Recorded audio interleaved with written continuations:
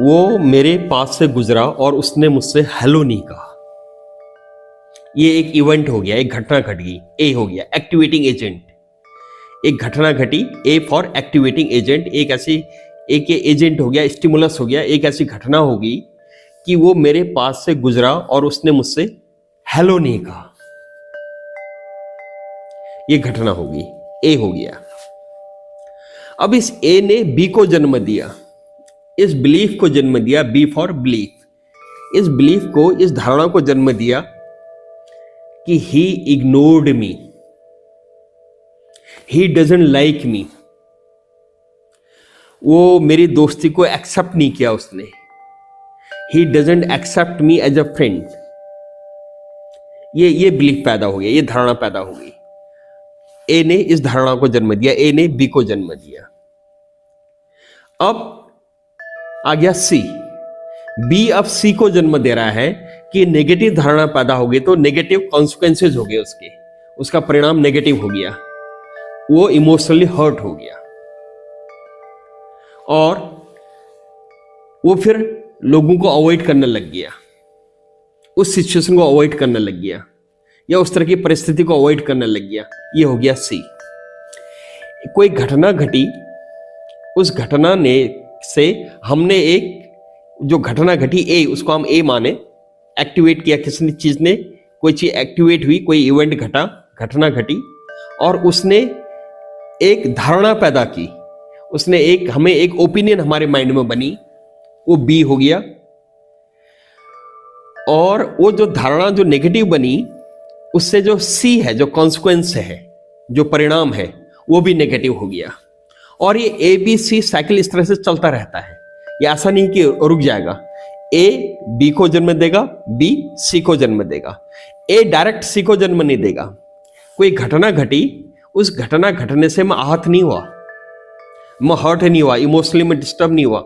मैं डिस्टर्ब कब हुआ? जब मैंने उस घटना के बारे में नेगेटिव ओपिनियन बना ली, कुछ ऐसी धारणा बना ली जो मेरे माइंड के अगेंस्ट में है। और वो जो अगेंस्ट में जो एक धारणा मेरी बनी, उससे मैं हर्ट हो गया, उससे कॉन्सिक्वेंसेज हो गए।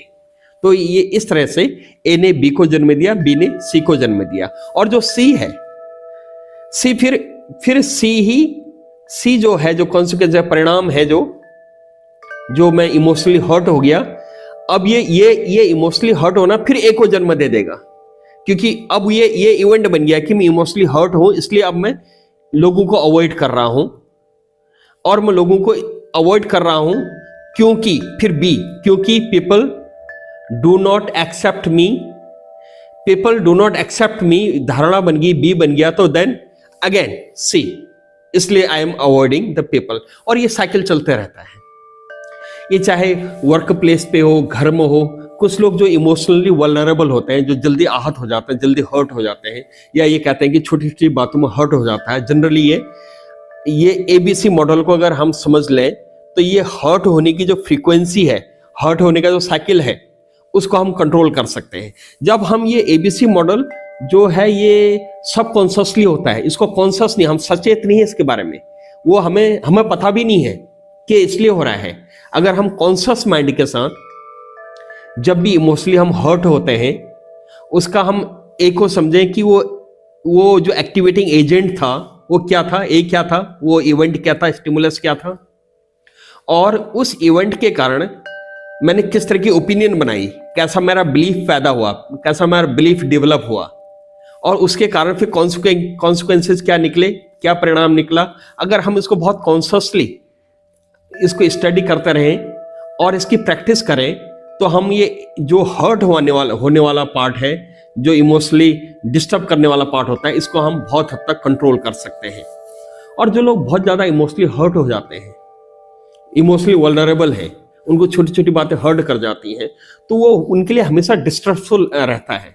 उनकी अपनी पर्सनल लाइफ में भी उस तरह की खुशी, जितना वो इंजॉय कर सकते थे लाइफ को, उतना इंजॉय नहीं कर पाते हैं। और बड़ा उनको एक इमोशनली वो बहुत ज़्यादा एक टर्बुलेंस उनका बना रहता है। और ये उनके अपने प्रोफेशनल लाइफ में भी बहुत डिस्टर्ब करता है, क्योंकि प्रोफेशनल लाइफ में तो बहुत सारी ऐसी चीज़ें होती रहेंगी। अगर उसको हम हैंडल नहीं कर पाए कॉन्शियसली, तो फिर वो हमारे जो करियर के प्रमोशंस हैं, जो हमारी और अपनी ग्रोथ है, डेवलपमेंट है, वहां पर हमें दिक्कत हो जाती है। इसलिए एबीसी मॉडल को समझने से हमारी प्रॉब्लम, अगर कभी ऐसा होता है, हम हर्ट होते हैं, परेशान होते हैं, तो उसको भी हम हैंडल करने में हमारे लिए एक टूल की तरह काम करता है। With this, thank you very much.